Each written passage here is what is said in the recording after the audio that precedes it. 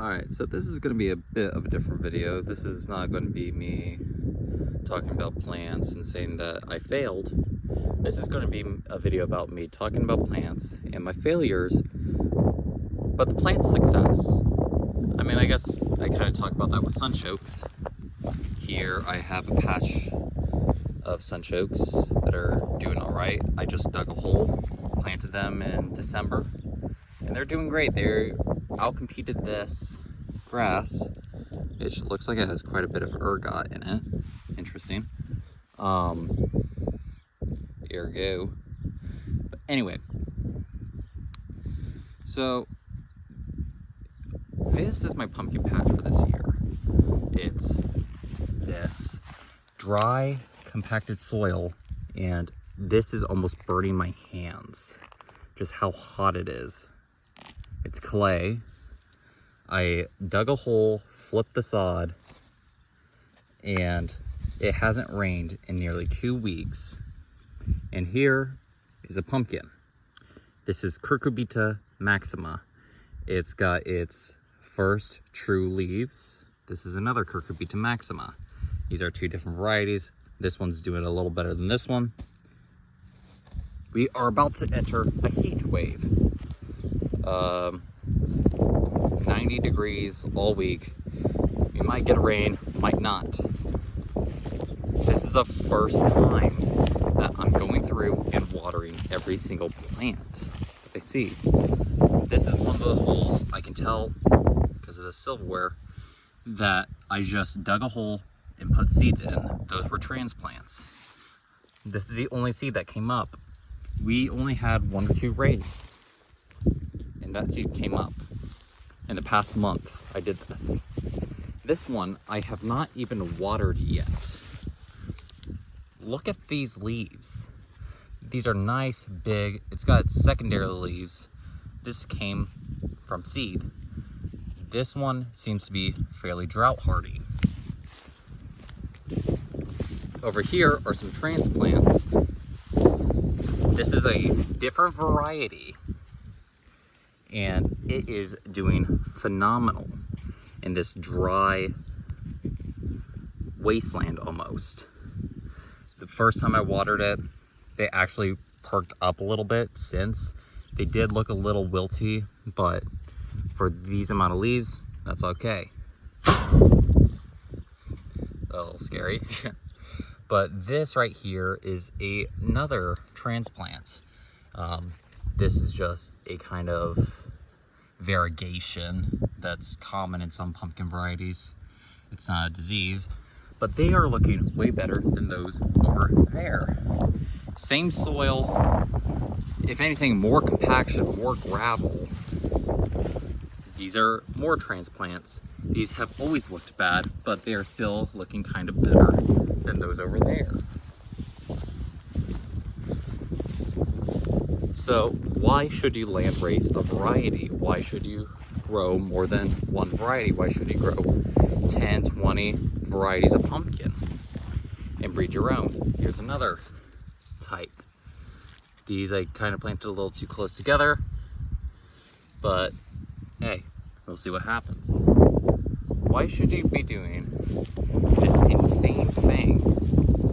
Well, you are going to get crosses, and from those crosses you can make your own variety, so you can have something special tailored to your own taste.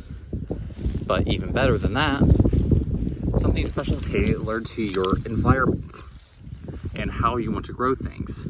I wanted to grow these lazily. As you can see, these are growing in that same terrible soil. It's like a brick. It's burning my hand when I touch it. Got a little tag there of what these are. These are a variety that I picked up from a nearby grocery store. I picked up the pumpkin in the fall, made a video about harvesting seeds from them, and these are doing fairly well considering the soil they're in. I didn't want to baby these. I did not want to, say, till this entire area up, have drip tape, have a shade cloth above them so when it gets really hot that they're protected. And then just if they get insects, have them like all live happily with some pesticides and all that. No, I want them to struggle. If I get a single fruit off of them, they'll be good. If I don't get a single fruit off of them, I won't grow them again. It's easy as.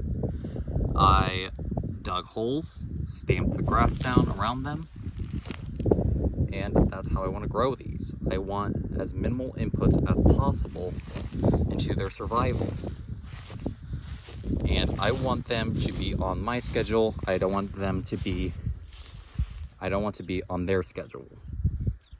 Once again, from seed that came up, we've only had maybe an inch of rain, if that, probably less, in the last month. And yet, I have seeds coming up.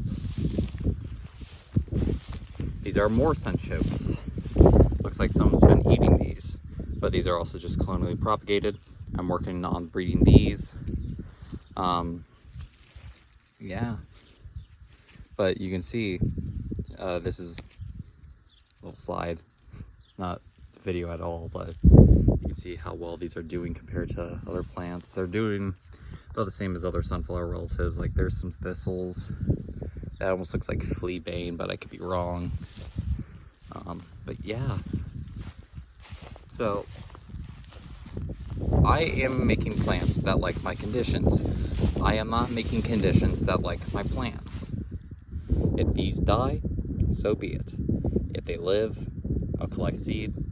Their children will suffer, their children will suffer, their children will suffer. And if at some point those genes die out, they weren't meant for me. I am only wanting plants that grow with the conditions I like. I can already see some that have gone extinct in this patch. I have also seen some that look like they will be dominant in this patch. I have like 20 varieties of pumpkins out here. I have some okra out here. I have some watermelon. I have some muskmelon. If they die, they die. But I'm giving them conditions I can provide for them. Look at how tall this grass is. There's a lot of competition.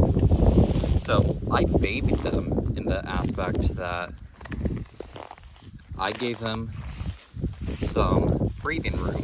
You don't have to worry about bees competing because I come by and stamp them whenever I come by. This is like the first time that I'm doing like a actual health checkup on my plants. If I were to do this with a baby, I'd be in jail because this is rocks. This is compacted soil. I can guarantee that I can provide them this soil. I can't guarantee that they are going to get some triple 10. I don't want to get them triple 10. I want them to harvest their own nutrients. Here you can see one that is dead. Yeah, that's crispy. This is going to be a survivor because I'm watering it today. I might water these 3 or 4 times. They will probably start running here fairly soon.